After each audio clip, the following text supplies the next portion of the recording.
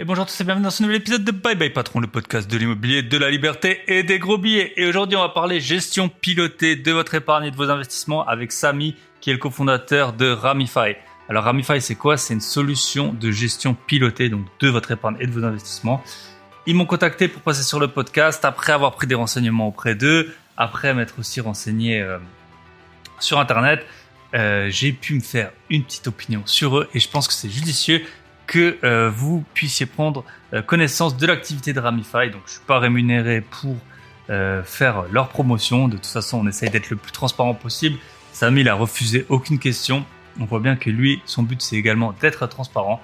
Donc, Ramify, ils vous permettent en fait de piloter votre épargne en fonction du risque, du rendement que vous voulez. Vous pouvez investir sur des actions, sur des obligations, sur des SCPI, donc de la pierre papier comme on appelle ça. Il y a des assurances vie en gérant, donc eux, ils vous exposent en fait quelle est la fiscalité qui va s'appliquer pour vous, comment un peu justement optimiser vraiment votre rentabilité net, donc net de frais, net de fiscalité. Donc j'ai trouvé ça très intéressant. Donc on va voir ça avec Samy. Avant de démarrer, merci pour les retours que j'ai eus sur le podcast du guide du squat. Ça vous a quand même bien fait réagir. Donc déjà il y a Julien Julien qui propose en fait de faire du squat dans les Airbnb ou des Airbnb de squat. Voilà, vous cassez la porte au lieu de faire un squat pour vous ou alors louer un appartement qui est pas à vous, autant optimiser la rentabilité en faisant carrément de la location de courte durée dans un squat. Pourquoi pas? Sinon, merci à Stéphanie et Yannick pour le retour ou à Romain. Voilà, ça fait toujours plaisir d'avoir des retours. Et merci pour vos notes. J'ai à peu près une note par épisode publiée sur Apple Podcast. Donc, je crois que c'est 67 notes en 69 épisodes. N'hésitez pas à équilibrer les choses et au moins que j'ai une note par épisode, ce serait quand même pas mal. Et sur Spotify, on a 81 notes, donc on approche des 100. Merci à vous. J'ai tenu, parce que j'avais fait quelques épisodes un peu longs, j'ai tenu à ce que cet épisode dure moins d'une heure et il va durer à peu près une cinquantaine de minutes. Donc j'en suis assez content. Voilà, sans transition, je traîne pas plus longtemps et je vous souhaite une très bonne écoute avec Samy de Ramify. N'hésitez pas à me faire vos retours après avoir écouté l'épisode pour savoir s'il a été opportun que je vous présente cette solution. Bonne écoute à tous, on se retrouve après le jingle avec Samy.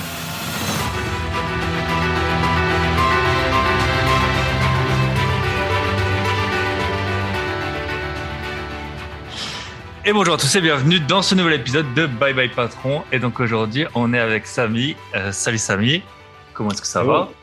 Super, et toi? Ça va. On s'était raté une fois, là on a failli se rater, mais finalement, on y arrive. Donc en fait, Samy, donc un de ses collègues, il m'a contacté par rapport à la plateforme que Samy a créée avec son associé. J'avais fait des recherches un peu dessus.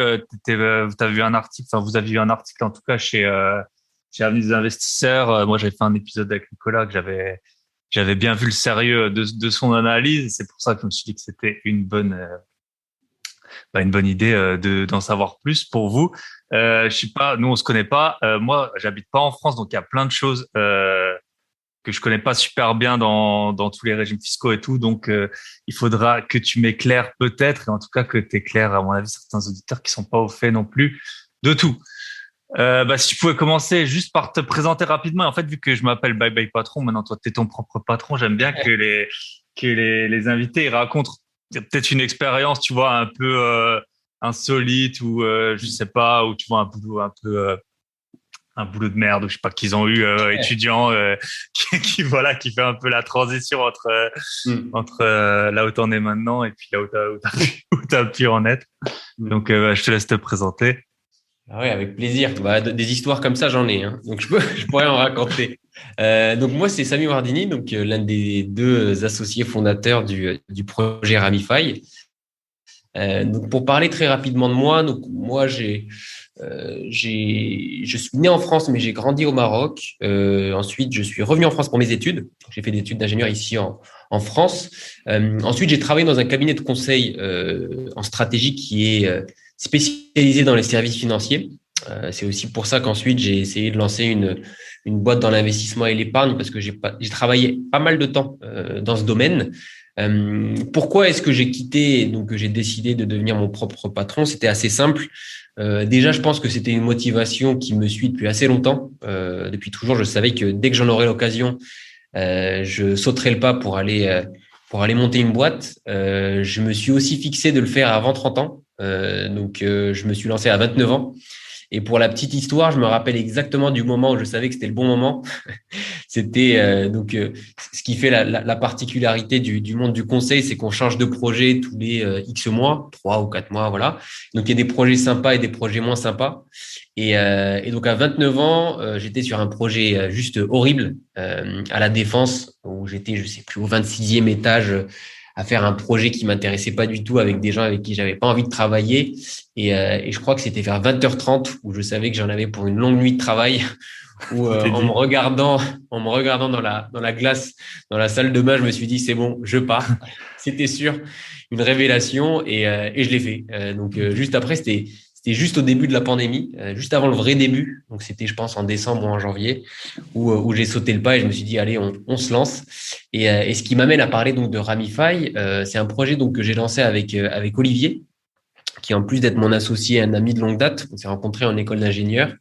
Et donc c'est en mars 2020 qu'on a commencé à sérieusement en parler et on s'est lancé, c'est-à-dire qu'on a créé l'entreprise pendant l'été 2020. Je pense que vous le savez déjà, c'est une plateforme d'investissement qui a pas mal d'ambition. On essaye vraiment de créer quelque chose de nouveau qui va vraiment aider les gens. Alors, je ne sais pas si tu veux que directement je commence à en parler ou Si tu peux juste peut-être, tu sais, le lift pitch là, ou je sais pas comment on dit, ouais. tu sais, dans l'ascenseur, Ouais. peut-être juste rapidement, parce que comme ça, pour les auditeurs qui connaîtraient pas Ramify, Ouais, bien sûr. juste qu'on comprenne bien de quoi tu parles, et puis après on fera le déroulé Ouais, bien un peu sûr. plus en détail. Pour expliquer comment est-ce qu'on a créé Ramify, j'aime bien expliciter le raisonnement qui nous a mené à ce positionnement-là. Nous, c'était très simple. En pleine pandémie, on commence à réfléchir un petit peu à ce qu'on veut faire avec Olivier et on se rend compte, et je pense que tout le monde s'est rendu compte que tout le monde s'est rué vers l'investissement pendant la pandémie. Tout le monde a découvert qu'il avait un petit peu d'argent et qu'il fallait en faire quelque chose. Et moi, étant très câblé finance perso, Olivier aussi, je me suis rendu compte, je le savais déjà, mais je me suis encore plus rendu compte que les gens qui me posaient des questions extrêmement basiques et surtout que je considérais un petit peu trop basiques. C'est-à-dire que les gens ont vraiment un niveau d'éducation financière extrêmement faible. Ce qui est bien, c'est que les gens commencent à se rendre compte que c'est important de gérer ses finances perso. Mais je considérais quand même que pour des gens qui ont dépassé la trentaine, qui ont tout l'accès à l'information, qui sont à l'aise avec le digital, le niveau était quand même assez faible. Et donc, on a commencé à regarder un petit peu le marché pour se dire pourquoi est-ce que ces gens-là avaient autant de mal à s'éduquer et à sauter le pas surtout.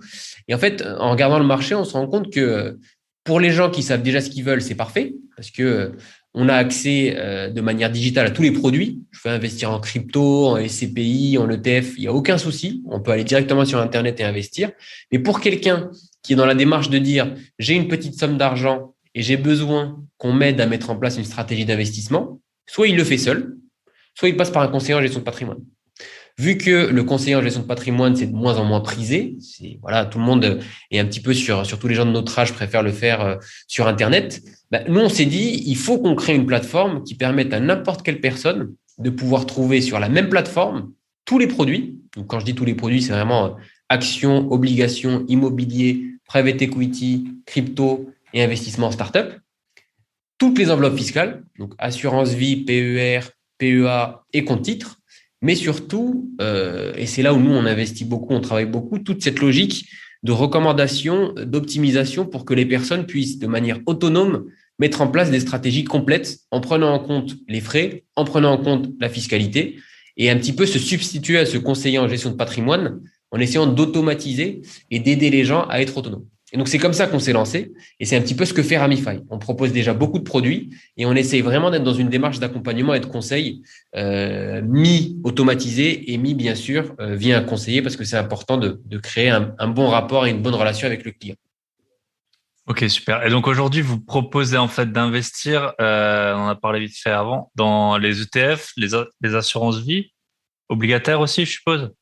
C'est ça. En fait, on propose via l'assurance vie d'investir en ETF, en SCPI et bientôt en private equity. Donc, on aide les gens à créer leur portefeuille diversifié. Ils ont le choix. Soit ils utilisent que de l'ETF, soit ils utilisent de l'ETF et de la SCPI. Nous, on pousse à la diversification, surtout en temps d'inflation. Mais oui, on propose nos investissements via l'assurance vie, via le PER et en direct aussi pour les gens qui veulent investir en direct. Ok. Super. Et tu sais, t'as dit que tu avais des gens qui étaient éduqués, qui avaient accès à l'information, qui posaient des questions trop basiques. Ce serait quoi une question basique typique que t'as reçue? Les questions très basiques, et après, c'est pas de leur faute. Moi, soit on aime les finances perso et on est prêt à passer des week-ends à éplucher les sites, à essayer de comprendre, soit on n'aime pas. Honnêtement, les gens qui n'aiment pas, je les blâme pas parce que c'est tellement imbuvable. Rien que les noms, plan épargne retraite, assurance vie, les termes abattement, enfin, on a l'impression que c'est fait pour que les gens ne l'utilisent pas. Et donc, c'est pour ça, je pense qu'il y a une réticence et qu'il y a un peu pas un dégoût, mais voilà, les gens veulent pas se lancer. Et quand je parle de questions basiques, c'est vraiment de dire, par exemple, les gens pensent que l'assurance vie, C'est pour t'assurer. un produit d'investissement, voilà, ou c'est pour t'assurer. Enfin, ils considèrent que l'assurance vie, c'est pour des rendements faibles. Alors que dans l'assurance vie, si tu veux mettre, je sais pas moi, du Tesla, tu peux mettre du Tesla. Tu vois, et donc, c'est plus un problème de définition que de connaissance ou de capacité à comprendre. C'est que les gens entendent des noms et ont des idées préconçues de ce que ça peut être. Ouais. Ok. Et du coup, donc on peut passer soit en direct, soit en assurance vie, soit en PER. PER, c'est quoi? Je connais pas du tout ce que c'est un PER, donc un plan épargne retraite, je suppose. Tu es obligé de le garder jusqu'à ta retraite. Comment ça fonctionne exactement? En fait, pour expliquer très schématiquement comment ça marche, les enveloppes fiscales, il y en a trois, deux qui se comportent à peu près de la même manière, et le PER. Donc, tu as l'assurance vie et le PEA. La spécificité, c'est quoi? C'est que l'argent que tu mets dans ce qu'on appelle des enveloppes fiscales, assurance vie PEA, c'est que tu as déjà payé ton impôt avant de placer l'argent dans ces enveloppes fiscales-là. C'est-à-dire que je touche mon salaire, je paye mes impôts sur le revenu et je dépose ce que j'ai envie de déposer sur l'une ou l'autre. Et à la fin, en sortie, j'ai des allègements fiscaux. 5 ans pour le PEA, 8 ans pour l'assurance vie, schématiquement. Sur les revenus, pas sur les sommes, sur les revenus générés par les placements. Ouais. Sur les plus-values. Pour le PER, c'est différent. Le PER, comme son nom l'indique, plan épargne retraite, c'est une enveloppe fiscale que pousse depuis 2019 l'État pour aider les gens ou pour pousser les gens à préparer leur retraite. Et donc, la vraie différence avec l'assurance vie, c'est que l'argent que tu places dans ton PER, tu ne payes pas d'impôt dessus. Tu le places brut. Et tu peux placer jusqu'à 10% de tes revenus. Donc, si on prend un exemple de quelqu'un qui gagne, je ne sais pas, on va prendre 50 000 euros par an, cette personne-là peut placer 5 000 euros brut sur son PER. Sans charge sociale, du coup. C'est uniquement l'impôt sur le revenu. Les charges sociales, ils sont toujours payées. Mais donc, tu payes, enfin, charge patronale plutôt, charges sociales, tu les payes pas. C'est vraiment le brut. Le brut, donc, le brut pour le salarié. Voilà, pour le salarié. Et donc, tu places ces 10%-là, donc 5 000, et tu ne payes pas d'impôt dessus, tu payes tes impôts que sur les 40 000. Et tes impôts, tu ne les payes que quand tu débloques ton PER. Et donc, ce qui permet de mettre, pour les gens les plus imposés, quasiment 2 fois plus d'argent sur ton PER. Et donc, tu as 2 fois plus de capital qui te génère 2 fois plus de plus-value. C'est ça, en fait, la logique derrière. Donc, c'est très intéressant pour les gens qui se disent, écoute, moi, je sais que ma retraite, elle va être un peu pourrie. C'est souvent les indépendants, en fait, parce que les indépendants, ils n'ont pas de régime de retraite complémentaire. Ils peuvent mettre jusqu'à 15% de leurs revenus sur le PER et c'est excellent pour leur permettre de mieux préparer leur retraite. Ok.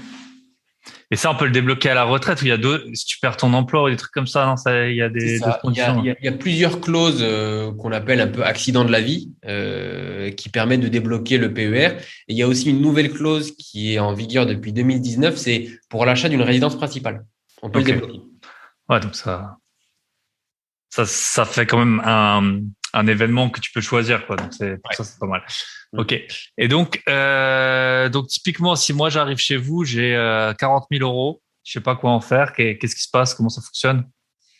Et on va dire, tu vois, j'ai 35 ans, j'ai pas besoin de cet argent pendant longtemps. Donc, alors, on va te proposer une allocation optimale. C'est-à-dire que on va essayer de comprendre ton profil, de savoir est-ce que tu as d'autres investissements, parce que tu as peut-être d'autres investissements et ça entre en jeu quand on va te proposer une stratégie patrimoniale.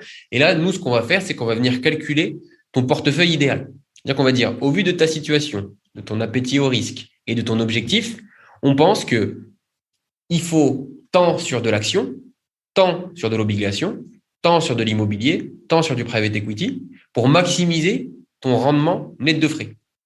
Et ensuite, dans la mesure du possible, on va aussi te conseiller entre l'assurance vie, le PER et bientôt le PEA, parce que le PEA, on ne l'a pas encore, on va l'avoir très bientôt, comment maximiser ton rendement, cette fois net d'impôt.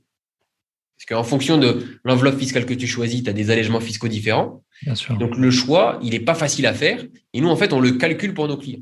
Et donc, ça peut donner quoi? Ça peut donner, OK, j'ai 40 000 euros à placer. Je pense qu'il faut que tu mettes 15 000 euros en actions, 7 000 en obligations, 15 000 en SCPI et peut-être un petit peu en private equity. Et ça dépendra vraiment des informations qui seront partagées par le client avec nous. OK.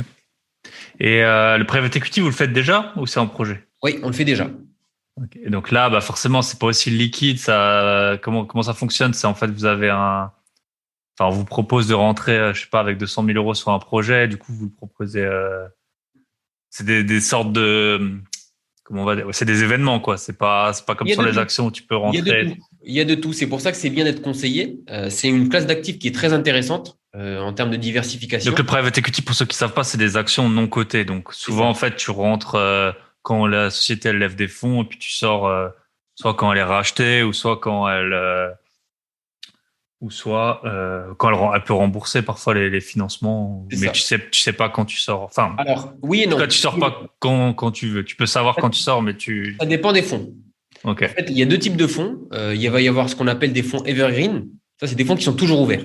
Tu peux entrer et sortir. C'est les gros fonds. Et pour les gens qui n'ont pas l'habitude d'investir en private equity, c'est ce qu'on conseille.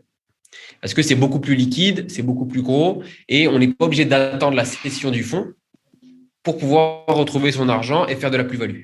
Par contre, pour les gens qui ont envie de prendre un petit peu plus de risques, c'est là où on va leur conseiller des fonds un petit peu plus sportifs, où là, voilà, bien sûr, on propose jamais d'investir plus de 15% de son patrimoine là-dessus. C'est pour avoir une poche un petit peu plus dynamique, où là, on peut aller venir chercher des fonds qui sont, comme tu l'as décrit, sur des périodes de souscription et il faut attendre à peu près 5-6 ans pour pouvoir retrouver les fonds lors d'une cession ou de rachat d'actions. C'est ça. Ok. Et du coup, j'ai deux questions. C'est la première, c'est les fonds. Je suppose ça, j'en avais parlé même avec ton collègue. Vous détenez pas les fonds en fait. Non. Ça, c'est hyper important parce que forcément, si on vous confie votre argent avec toute la confiance qu'on peut vous attribuer, on n'est jamais à l'abri que une société elle ferme. Là, dans la crypto, là, il y a 2 jours ou 3 jours, il y a Celsius, là, un énorme acteur de l'épargne crypto, on va dire, qui est en plus ou moins, enfin, pas officiel, mais voilà, c'est comme s'il faisait banqueroute quasiment. Donc, on voit bien que les rendements, c'est pas, enfin, le plus important quand on met des fonds, c'est quand même de pouvoir en disposer et de pas les perdre. Donc, les fonds, ils sont où concrètement? Alors, pour les produits assurance vie, PER, PEA, ils sont chez Apicil, qui est un assureur qui gère plus de 20 milliards et donc qui est régulé classique par l'ACPR. Ce qui est intéressant avec l'assurance vie, c'est que l'assureur est obligé de débloquer les fonds en maximum 72 heures, quel que soit l'événement. Donc ça, c'est régi par l'AMF et la CPR et aussi par la réglementation européenne. Et pour tout ce qui est private equity, en fait, la personne investit directement dans le fonds de private equity. Elle n'investit pas chez nous. Nous, notre mandat, c'est de conseiller nos clients et de les aider au fur et à mesure à soit compléter leur patrimoine, soit répondre à leurs questions, fiscales ou investissement, et les aider à faire tourner leur portefeuille quand le besoin est là. Typiquement, en ce moment, en temps d'inflation, on a beaucoup de clients qui nous posent des questions. On a mis en place des choses pour robustifier leur portefeuille, et c'est ça notre rôle. C'est pas de détenir les fonds. Okay. Donc même si Ramify ferme demain, les fonds ils seront pas perdus. C'est ça. Ok. Et la deuxième question, c'est les frais. On sait très bien que pourquoi les gens ne passent pas par des CGP. Déjà, ils conseillent souvent des produits un peu sur lesquels ils sont intéressés. Pourquoi les fonds d'investissement tels qu'on en parlait encore il y a 10-15 ans, pourquoi est-ce qu'on privilégie les ETF? C'est à cause des frais. Et on sait qu'en plus, ça fait des effets, les intérêts composés, ils font, enfin, les frais, ils ont tendance à vous couper l'herbe sous le pied chaque année. Et en fait, même si vous avez payé 10 000 euros de frais, ben, peut-être ça va vous remettre un portefeuille à 100 000 euros de moins sur 20 ou 30 ans. Donc, vos frais, ils sont de combien, du coup? Alors, en ce moment, on a une offre de lancement. Donc, on a vraiment les frais les moins chers du marché. Nous, en frais de mandat, on est à 0,3%, ce qui fait que les frais totaux de gestion sont de 1%, tout compris, sur les portefeuilles ETF. Pour donner un ordre d'idée, dans une banque en ligne, vous serez, si vous choisissez un fonds actif, à peu près à 2,5%. Et avec un CGP, en fonction de votre CGP, ça, pour le coup, c'est vraiment du cas par cas, ça peut monter à 3,5. Si on prend une bonne solution en ligne, on est plus sur du 1,6. Et nous, là, en ce moment, sur l'offre de lancement, qui va durer encore sûrement jusqu'à la rentrée, on est à 1%. Ok. Et tu as dit 0,3 et 1%, c'est quoi la différence? C'est ce que le fonds il prend et ce que l'assureur il prend, je suppose. Alors, c'est une super question. Il y a 3 types de frais, chez nous en tout cas. Je vais essayer d'expliquer ce que fait un conseiller en gestion de patrimoine et ce qu'on fait nous. Il y a 3 types de frais. Les premiers frais, c'est les frais d'assurance vie ou de PER. Ça, c'est remis à l'assureur. C'est à peu près 0,5 qu'on va lui remettre parce que c'est lui qui se porte garant, c'est lui qui garde les fonds et c'est lui qui va assurer au client qu'il aura accès à ses fonds en maximum 72 heures, quel que soit l'événement. Tu le rémunères pour ça. Ensuite, tu as les frais d'ETF, qui sont à peu près de 0,2, 0,3, en fonction de l'ETF que tu choisis. Et ensuite, il y a les frais que Ramify va prélever pour la gestion. Et c'est les 0,3 dont je te parlais. Okay. Ce qui fait, quand tu sommes, une somme à peu près 1%. Ok. Alors que si on passait en direct, par exemple, sur un ETF, on n'aurait que les frais d'ETF. Après, on n'aurait pas la balance du... Et pour les private equity, je suppose qu'il y a des frais dans le fond aussi parce que les gens, ils sont plus actifs en général. C'est ça. Private equity, ça dépend. Ça dépend du fonds. En règle générale, c'est à peu près 2% de frais de gestion. Après, les rendements sont meilleurs. En tout cas, si on choisit bien son fonds de private equity, c'est tout l'intérêt. Et ensuite, il y a aussi des frais d'entrée, mais qui sont assez faibles. Ça dépend. Si on va voir un conseiller en gestion de patrimoine, ils seront assez élevés. Chez nous, ils sont assez faibles. Ils sont de moins de 1%. Okay. Maximum 1%. Je pense que c'est toute l'idée quand même de Ramify, c'est de baisser les frais au maximum.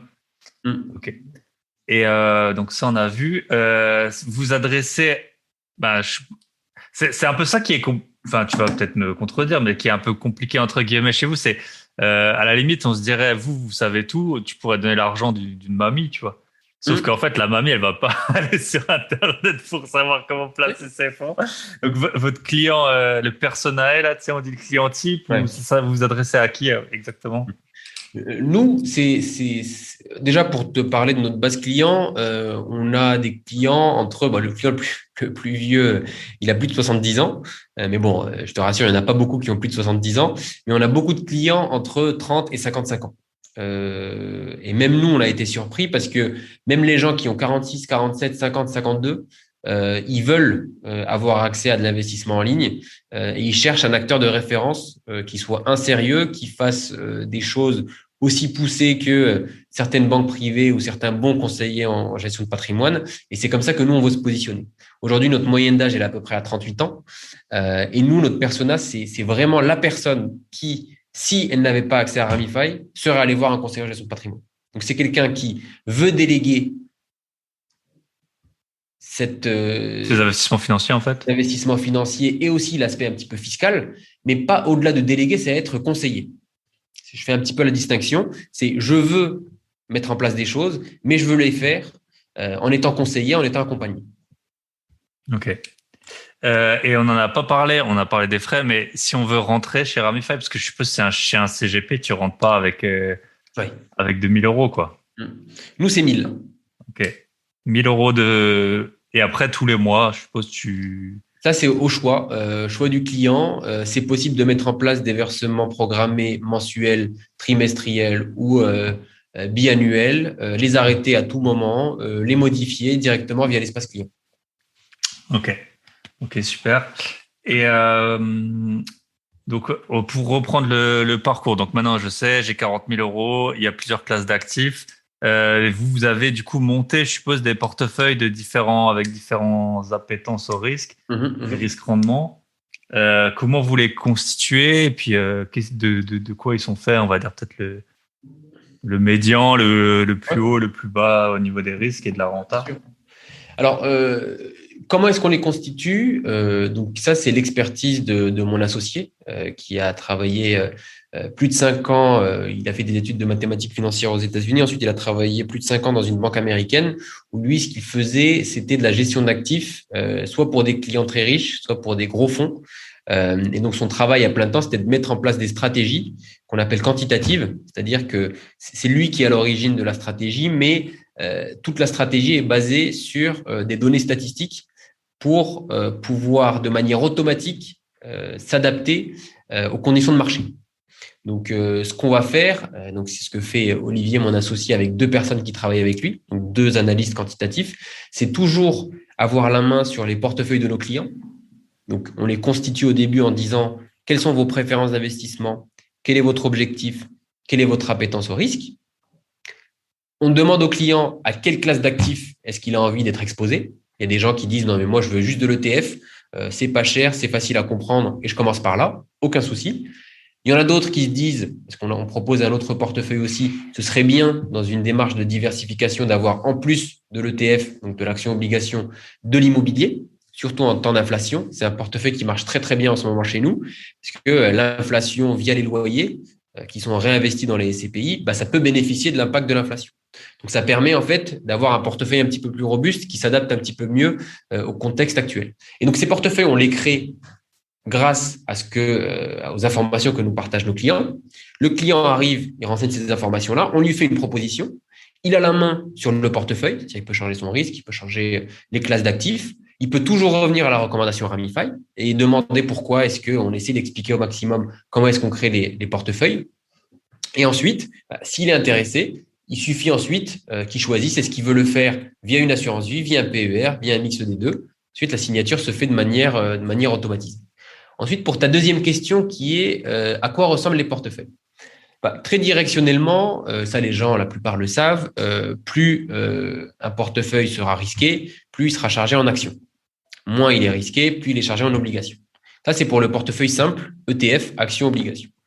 Quand on rajoute la SCPI, en fait, la SCPI, d'un point de vue risque et volatilité, ça va plus se rapprocher de l'obligation que de l'action.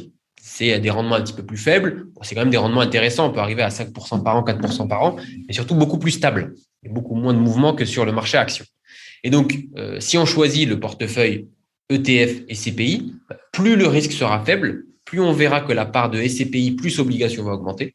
Et plus le risque sera fort, plus la partie action va augmenter. Donc, c'est un petit peu comme ça qu'il faut le comprendre. Et après, nous, derrière, en termes de gestion, et c'est tout l'intérêt de passer par une plateforme comme la nôtre, c'est qu'on garde l'œil sur les portefeuilles de tous nos clients. On va calculer autant que nécessaire le portefeuille idéal du client, donc le portefeuille qui va maximiser son rendement net de frais. Et si jamais son portefeuille actuel, parce que bon, les portefeuilles, ça change avec les fluctuations de marché, s'éloigne au trop de ce portefeuille, on envoie directement des arbitrages automatiques pour rééquilibrer son portefeuille. Okay. Sachant que sur la SCPI, tu me dis si je me trompe, là c'est beaucoup plus compliqué, non? On peut pas sortir en tout cas quand on veut. Si, via l'assurance vie, la liquidité est totale. C'est tout l'intérêt d'investir. Il y a deux choix. Soit on investit en direct. Okay. Et là, c'est souvent des gens c'est très intéressant, c'est de s'endetter pour acheter une SCPI, parce que c'est de l'investissement immobilier. Via l'assurance vie, on ne peut pas s'endetter pour acheter de la SCPI, mais par contre, la liquidité est totale. Au moment où on veut vendre la SCPI, on la vend le jour même, et c'est l'assureur qui assume ce risque de liquidité. C'est à lui, parce qu'il s'est engagé à rendre les fonds en 72 heures, à les rendre. Ok. Donc tu peux, mais tu as des frais quand tu rentres, non? Dans la SCPI. Toujours. Ouais. Donc tu peux pas rentrer, sortir, rentrer, sortir, rentrer, sortir. Voilà. Ouais. Nous, ce qu'on va faire, c'est qu'on va pas entrer, sortir. Et c'est pour ça que le fait d'avoir quelqu'un qui a longtemps travaillé en gestion d'actifs, parce qu'il y a une différence entre faire du trading et de la gestion d'actifs.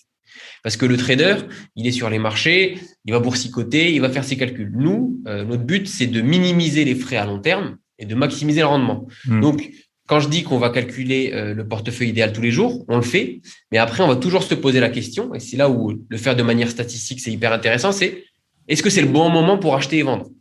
Parce que si on achète et vend tous les jours, on a une grande partie du rendement qui va partir. En frais. Voilà. Et donc, le but, c'est de trouver est-ce qu'on le fait tous les mois, est-ce qu'on le fait tous les 2 mois, est-ce que c'est tous les ans? Et ça, c'est toute la recherche que fait donc Olivier et les 2 personnes qui travaillent avec lui pour toujours garder un œil sur le portefeuille de nos clients. Ok. Et parce qu'on parlait d'ETF, de SCPI, vous avez du coup un panel, je suppose, d'ETF et de SCPI dans lesquels ça doit aussi, surtout pour les SCPI, je suppose, ça tu dois le faire à la main. Enfin, je veux dire, tu dois les sélectionner. Je parle pas l'investisseur, mais toi ou la personne qui est en charge de ça. Il y a combien de choix à peu près de SCPI ou Alors, je connais pas bien non plus ce domaine, mais je sais que ça a l'air quand même compliqué. Enfin, compliqué de trouver surtout pour les gens qui s'endettent. Je sais que souvent la banque te propose, en fait, tu peux t'endetter, mais alors tu n'achètes que les SCPI de chez moi et ça limite grandement le nombre. Tu as des parts qui sont parfois très élevées et tout ça. Donc, Alors, tout ce que tu dis est vrai, mais alors il y a 2 éléments. Il y a soit on investit dans une SCPI via l'assurance vie, auquel cas, nous, on a accès via Apicil et bientôt via Generali à un panel de SCPI. Et notre rôle en tant que conseiller, c'est ce qu'on fait en interne, et d'ailleurs, on documente cette recherche-là, c'est de venir choisir les SCPI qu'on considère, les plus robustes, 2, avec le meilleur rendement et le moins de frais. Donc, on fait ce travail-là. Et en fait, pour l'assurance vie, parce que ça ne sert à rien d'avoir 12 SCPI dans son assurance vie, on a sélectionné 3 assurances vie. 3 SCPI. 3 SCPI qui maximisent le rendement et minimisent les frais. Et en plus, on a essayé d'en choisir 3 de manière à ce que ce soit diversifié sectoriellement. On a bureau, locaux d'activité et la 3e, ça va être commerce. Donc, on a choisi ces 3 SCPI-là. Ça, c'est pour l'assurance vie. Donc, ensuite, en investissement direct, on a une offre beaucoup plus large. Et comme tu dis, pour s'endetter, il faut pouvoir faire un crédit, mais on n'est pas obligé de passer par sa banque. Il y a des courtiers indépendants qui vont venir financer n'importe quel SCPI. Alors, pas n'importe quel SCPI, il faut au moins qu'elle ait 3 ans, etc. Il y a des clauses, mais la plupart des SCPI. Et donc, nous, notre rôle, c'est de venir proposer à notre client la SCPI la plus en ligne avec ses besoins, la plus robuste, encore une fois, et celle qui maximise le rendement, net de frais. Ok, super. Et du coup, donc on a parlé pas mal vous basez au portefeuille sur des data. Est-ce que tu as alors forcément, on dit toujours le passé ne présage pas de l'avenir, mais quels sont pour un épargnant, quels sont les rendements qu'on peut attendre net de tous les frais, y compris vos frais, quand je viens chez toi, toujours mes 40 000 euros pour payer ma Porsche à 50 ans. Mais écoute, de toute façon, tout le monde le sait dans l'investissement, il n'y a pas de rendement garanti. Il y a toujours des rendements espérés. Bien entendu. Et ça, nous, on essaie d'être hyper transparent. Et quand tu fais ta simulation, pour ton niveau de risque, pour le type de portefeuille que tu choisis, on va toujours te mettre le rendement espéré.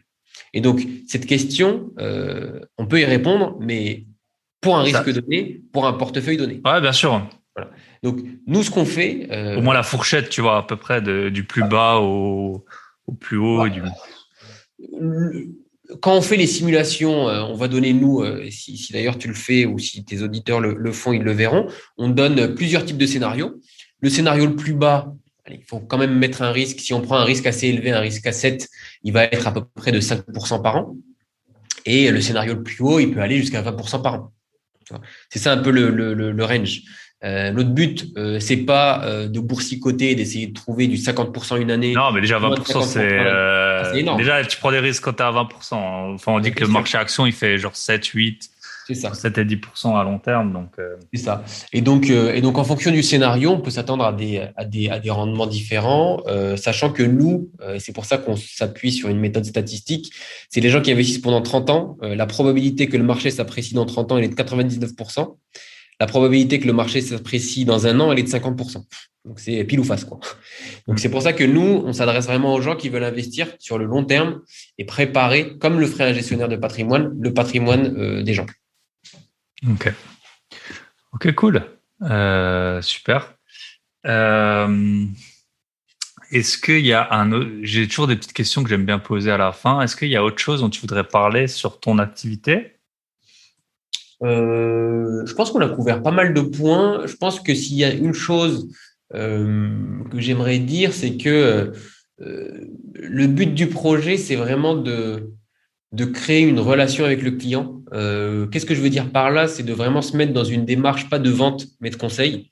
Donc nous, la plupart de nos clients, ils créent un compte sur la plateforme et ils prennent pas mal de temps pour souscrire un produit. Et ça, pour nous, c'est bon signe. Parce que ça veut dire qu'il va aller regarder tous les produits, il va regarder tout le contenu qu'on met en ligne. On met aussi en ligne beaucoup de simulateurs pour que les gens comprennent, disent, ah ouais, si je prends un PER, voilà mon rendement, si je prends une assurance vie, voilà mon rendement.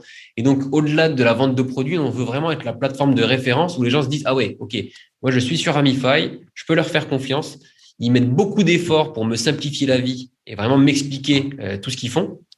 Et c'est pour ça que je considère vraiment que c'est le projet de ma vie et un projet long terme. Parce que le but, c'est pas de monter une boîte de conseil en gestion de patrimoine et de la revendre dans 2, 3 ans. C'est vraiment de pouvoir créer quelque chose qui va pouvoir aider les gens. Parce que le contexte de retraite est de plus en plus tendu. Oh, Il va vraiment falloir se prendre en main pour avoir une retraite sympa. Voilà, tout le monde en est bien conscient. Et puis c'est vrai qu'on est dans un monde où bah là, il y a l'inflation qui pointe le bout de son nez. Alors on ne sait pas pour combien de temps. Ça complique un peu les choses parce qu'en ce moment, enfin là, on enregistre, au moment où on enregistre, il y a les taux qui remontent. Donc si tu veux investir en immobilier, les taux ils remontent. L'inflation, donc ton épargne, si tu fais rien dessus, elle baisse. La bourse, depuis le début de l'année, elle a pris moins 15% là, et les cryptos, j'en parle même pas. L'Ether, je crois, il a pris moins 60%, qui était quand même un des assets depuis le début de l'année. Donc forcément, alors bon. Tu sais ce qu'il faut faire dans ces cas-là? Il faut faire comme les riches. Il faut investir partout. Ouais, c'est ça. C'est pas de gagner d'un côté ou de l'autre. Ouais, voilà. Ouais, puis t'as là. En fait, on n'en a pas parlé et je sais pas si c'est ton domaine, etc. Mais c'est vrai qu'en fait, quand on diversifie les classes d'actifs, souvent on arrive à garder le même niveau de rentabilité en baissant fortement la volatilité c'est exactement ce qu'on pousse. C'est exactement ce qu'on pousse. Nous, ce qu'on dit, c'est, et par exemple, si tu viens avec 40 000 euros, on va te proposer au moins 4 classes d'actifs. Parce qu'on va te dire qu'à risque donné, diversifié, ça augmente ton rendement espéré. C'est scientifiquement prouvé. Voilà, c'est ça. Soit tu risques donné, enfin le couple risque-rendement, il est meilleur si tu es sur plusieurs classes d'actifs. Ok, super. Bah, du coup, j'ai des questions que je pose à la fin. Et oui, le dernier point, et je pense que c'est par rapport à tes clients et par rapport à tous les auditeurs, vraiment, il faut toujours faire attention aux frais, à la fiscalité. Il y a un truc tout bête, c'est par exemple, tu as beaucoup de gens sur les réseaux qui parlent des actions à dividendes. Selon ton broker et selon donc ton courtier et le pays dans lequel de l'action, tu as des retenues à la source qui sont pas gérées de la même façon partout. Et donc, c'est quelque chose, si tu prêtes pas attention, tu peux acheter des actions.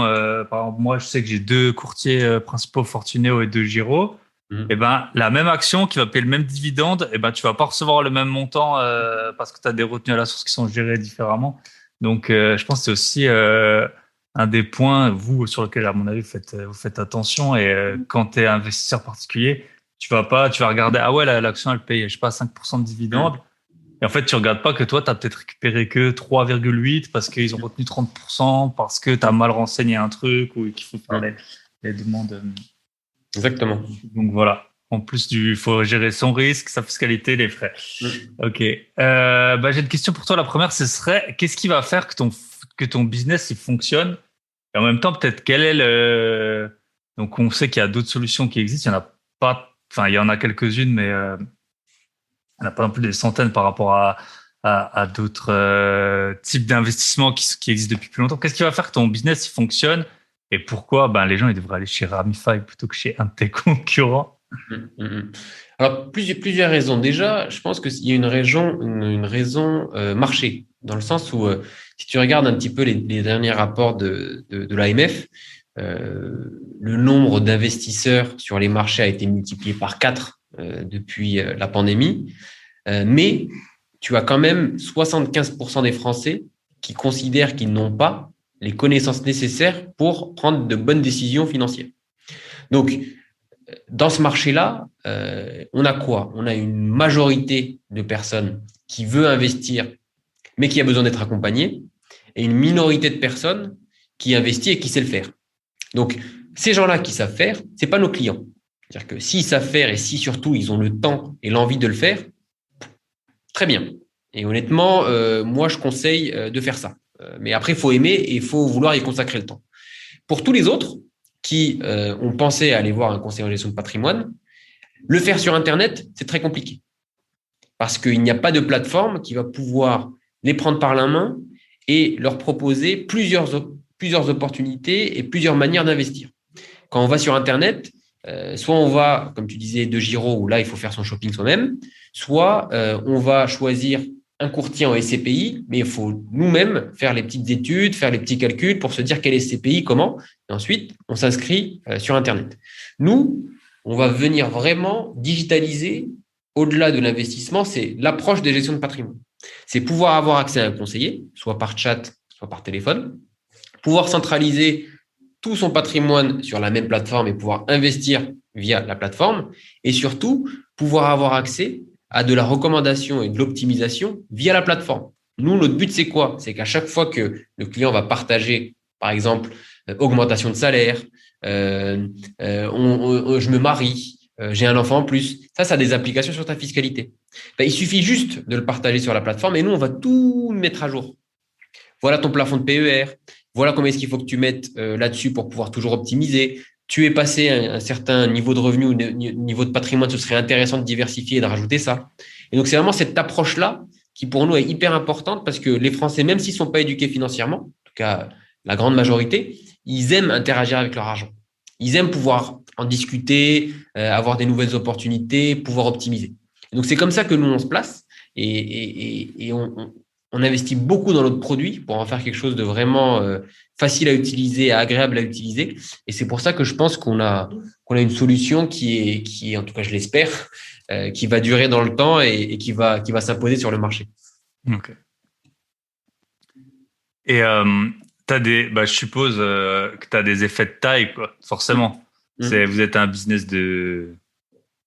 Exactement. En fait, vu que c'est vous rémunérez sur les fonds, et il faut que vous grandissiez. C'est ça. Et honnêtement, nous, ce qui nous rassure, et c'est aussi dans la mission qu'on s'est lancé, c'est de dire que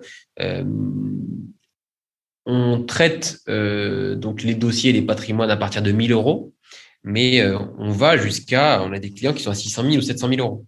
Et pourquoi est-ce qu'ils viennent vers nous? Ceux à 1 000 euros, ils viennent vers nous surtout parce qu'ils font leur premier pas dans l'investissement. Donc, ils trouvent du contenu, des simulateurs, des parcours de souscription hyper rapides où directement en 5 minutes, on a un portefeuille diversifié avec de la SCPI, et comprennent en fait l'esprit. Ensuite, on a d'autres personnes qui se disent « Ah oui, là, j'ai une entreprise qui va prendre le temps d'analyser mon patrimoine, qui va me permettre d'investir dans plusieurs classes d'actifs et qui aura toujours la main sur mon portefeuille pour me donner des conseils et j'aurai toujours accès à un conseiller si jamais j'ai des questions. » Et donc, l'effet de taille, certes, mais on n'est pas uniquement sur un marché où on va adresser uniquement des petits porteurs. On s'occupe aussi bien des petits porteurs que des gros porteurs. Les petits d'aujourd'hui seront peut-être les gros de demain, hein. C'est exactement. Ça aussi. Hein. C'est ça aussi. Ok. J'ai une autre question, c'est souvent je demande qu'est-ce que tu voulais faire quand tu étais petit, mais toi je te demandais qu'est-ce que tu faisais quand tu étais, tu vois, à ton école t'es ingénieur, tu dis, et voilà, t'es rentré dans l'école, tu t'es pas dit c'est impossible de prévoir ce que tu allais faire aujourd'hui. Donc c'était quoi ton idée au départ? Parfois on n'y pense pas, mais ouais. C'est difficile comme question parce que moi, j'ai toujours été de nature hyper curieuse et hyper chaotique. Donc, j'ai jamais su ce que je voulais faire. Par contre, je savais ce que j'aimais. Et ce que j'aimais, c'était la physique. Donc, moi, j'ai fait mes études d'ingénieur et j'ai fini avec une spécialité énergie, génie énergétique. Et mon premier job, c'était aux États-Unis où j'ai travaillé dans une entreprise qui est en fait une filiale de Total, quasi filiale de Total. Total est actionnaire majoritaire qui s'appelle SunPower et c'est une entreprise dans les énergies renouvelables dans le solaire. Et donc, j'étais analyste de données là-bas Et j'étais parti pour faire une carrière dans l'énergie, quoi. Hmm. Et c'est en revenant en France, parce que j'avais aussi fait des stages dans la finance, c'est quelque chose que j'aimais beaucoup, les finances perso. J'ai fait un stage en trading à Londres avant. Et c'est là où je suis revenu dans le monde de la finance, mais sous un autre angle, où j'ai fait un petit peu de conseil. Et même le conseil, au final, et je pense que si tu as des consultants dans l'audience, c'est souvent un non-choix. Faire du conseil, c'est qu'on ne sait pas exactement ce qu'on veut faire. Et on se dit, bon, au moins, j'aurai accès à plusieurs types de missions, plusieurs types de problématiques. Ça va changer, les clients ils changent, on Voilà, c'est découvre le ça. truc. Voilà. Et voilà, c'est vraiment, c'est plus le cap des 29 ans, 30, où moi, je me Qui suis peut toujours dit, avant 30, je me lance. Ok. Bah voilà, c'est chose faite. Mm. Bah tiens, j'ai une autre. Tiens, j'ai une question, c'est est-ce qu'il y a une fausse croyance ou un mythe que tu voudrais éclaircir peut-être sur les finances perso? C'est un peu. Souvent, je pose les questions. Les auditeurs ne savent pas, mais il y a des questions très peu, mais que je partage à l'avance avec les invités. Là, c'était pas le cas, donc on est un peu en freestyle. Ouais. Donc, Ouais, c'est une bonne question. Des mythes, il y en a beaucoup, hein. Après, il y a les mythes classiques qui disent que ça sert à rien d'essayer de battre le marché. Ce qu'il faut, c'est épargner tous les mois sur le long terme. Et ça, les gens ont du mal à le comprendre, vraiment. Ils ont vraiment du mal à le comprendre. On a beaucoup d'investisseurs qui nous disent est-ce que c'est le bon moment d'investir ou pas. Moi, je leur dis à chaque fois, il n'y a pas de bon moment d'investir. Si tu investis tous les mois sur 30 ans, tu feras tous les bons et tous les mauvais moments. ouais, c'est ça. Comme C'est ça, ça. t'es tranquille. Et par contre, si tu rates, c'est assez intéressant. Si tu rates, je sais plus, sur 20 ans, les 10 jours les plus, Ouais. les meilleurs jours de performance sur 20 ans, ta performance, en fait, elle est enfin, quasi Ouais. ruinée, quoi. Ouais. Mais tu sais, on avait fait une analyse qui était hyper appréciée par nos clients parce que il y a un moment où, tu vois, il y a toujours des petits moments où tu as des petits market crash, voilà, 10%, les Hmm. gens commencent à s'affoler, c'est normal. C'est aussi pour ça qu'on essaye d'estimer le risque des clients. C'est notamment pour ce genre de moment où on voit comment est-ce que les gens réagissent. Et on a montré aux gens, les gens qui sont, enfin, on a fait un graphe où on montrait la différence entre les gens, en 2008, quand il y a eu le gros crash, entre Hmm. les gens qui sont sortis pendant la crise donc qui ont validé leur perte, et les gens qui sont restés 10 ans encore après. Et la différence Ah, est monstrueuse. Parce que bah, comme c'est tu dis, sûr. si on rate les jours de bonne performance, c'est grave. Mais si on sort au mauvais moment parce qu'on n'a pas confiance, c'est encore plus grave. On n'arrive jamais au niveau, au niveau Ouais, d'avant. tu n'arrives jamais à le rattraper. Donc c'est vraiment ça. Faut investir un petit peu tous les mois de manière hyper diversifiée. Parce que quand l'immobilier ira bien, les ETF iront moins bien et vice-versa. Enfin, faut vraiment avoir une vision globale de son investissement. Et plus on avance, plus on crée du patrimoine, plus on diversifie. On diversifie, on diversifie, on diversifie. C'est vraiment ça la règle, la règle. Et le deuxième mythe, parce que ça, beaucoup de nos clients nous le disent, c'est que le private equity, c'est pas que pour les riches. L'investissement non coté, c'est pas que pour les riches. Surtout si on a un fonds qui est assez facile à comprendre. Il y a des fonds où le minimum est à 2 000 euros. On ne demande pas à 50 000 ou 100 000 euros. Mais avoir 15% de son patrimoine sur du non coté, ça ne peut apporter que du bien pour des clients qui sont en quête de diversification. Et souvent, les gens se disent, ah ouais, non, mais le non coté, c'est pas pour moi, trop compliqué, etc., etc. Il y a des fonds simples. Il faut juste être bien accompagné et bien conseillé. Ouais, puis souvent, enfin, je sais pas, le private equity, tu vas un peu plus suivre le projet, tu vois. Enfin, Tu quand moi sais, j'ai des investissements en private equity, après private tu regardes un peu. Et private equity, c'est pas dans une entreprise en particulier. Tu investis dans un fonds qui investit dans peut-être 150 Ouais, entreprises ok, ouais, chez vous pour c'est comme ça que ça. diversifier. Ouais, voilà. Non, non, Donc on au ne moins vous conseillera lissez jamais à un le. client d'investir directement dans une entreprise. C'est beaucoup Ouais, trop risqué. c'est beaucoup trop risqué, ou alors ouais, il faut avoir pas mal d'argent et de temps et de temps. Et de temps, ouais. C'est ça. Ok, ok, super. Et est-ce que tu aurais un invité à me recommander? Pas ton associé, hein, parce que lui. Invité à me recommander. Bonne question. J'ai un invité, mais il acceptera pas. Pas parce Ok, qu'il n'aime pas, parce qu'il est très, très pas du tout public. ok, C'est pas quelqu'un qui aime s'exprimer ou autre, mais c'est un gars que je trouve super intéressant. En fait, c'est un gars qui est dans les cryptos depuis le début, depuis 2012, 2013. Même, il faisait partie du groupe, tu sais, Anonymous avec les masques. Il y a ok. longtemps. Ouais, Et ouais, donc donc, forcément s'il était là-dedans, il faut voilà, pas voilà, il est s'exprimer très trop. deep dans le monde un peu, dans le monde un petit Hmm. peu, dans le dark web. Et maintenant, en fait, il a un profil super sympa parce il a travaillé dans le monde de l'investissement. et il s'y connaît très bien en crypto. Donc maintenant, il travaille dans une entreprise qui crée des usines de minage, mais de grande envergure. Minage de Bitcoin. Donc, ils vont aller, c'est une entreprise russe qui va aller, par exemple, je sais pas moi, ils vont faire une analyse, ils vont dire, ouais, en Finlande, l'électricité coûte vraiment pas cher, on crée une unité de minage là-bas. Et en fait, il a un profil très, très particulier parce qu'il est à la fois physicien, il est ingénieur aussi. À la fois, il a fait de l'investissement et à la fois, il s'y connaît en crypto. Et donc, il en connaît un rayon sur ce monde-là. Et en fait, les gens se rendent pas compte de toute l'infrastructure qu'il y a derrière ce monde. Ouais, c'est ça. Bah, j'ai eu un invité, Matt de Summit Mining. Donc, c'est une boîte qui fait ça. Ouais, c'était déjà intéressant. On a parlé surtout un peu de lui. Lui, il est le CEO du truc. Mais c'est vrai que tu as le côté aussi juste créer l'usine, quoi. Enfin, ou créer physiquement qui doit être très intéressant. Ok. Bah, super. Écoute, je pense que, allez, la dernière question. Quel est le meilleur conseil qu'on t'ait donné? Meilleur conseil qu'on m'ait donné. Alors là, il fallait me dire, je me serais préparé. Ouais, bah, tu vois. On m'a donné beaucoup des conseils, mais là, comme ça, le meilleur. Ou un conseil qu'on t'a donné, qui, peut-être, je sais pas, dans la formation que tu as choisie, dans le fait d'aller d'un métier à l'autre, dans ta vie, faire du sport, je sais pas, aller voir ta copine. Un bon conseil qu'on m'a donné, c'est surtout quand tu es jeune, c'est-à-dire que je considère que jeune, c'est moins de 40 ans, c'est que rien n'est perdu et en 5 ans, tu peux complètement changer de vie. C'est-à-dire que il faut pas se sentir piégé. C'est ce qui arrive aux gens. Ils se disent, ah, ma carrière est lancée, je peux pas faire autre chose. En 5 ans, on peut devenir quelqu'un de complètement différent, professionnellement, personnellement. Et ça, je l'ai toujours gardé en tête, de me dire, je me lance, je fais un job, mais je sais que je suis pas lié et voué à cette voie toute ma vie. Et ça, les gens ont du mal à s'en rendre compte. Ils pensent que voilà, je suis dans un tunnel et c'est parti et je pourrai jamais changer.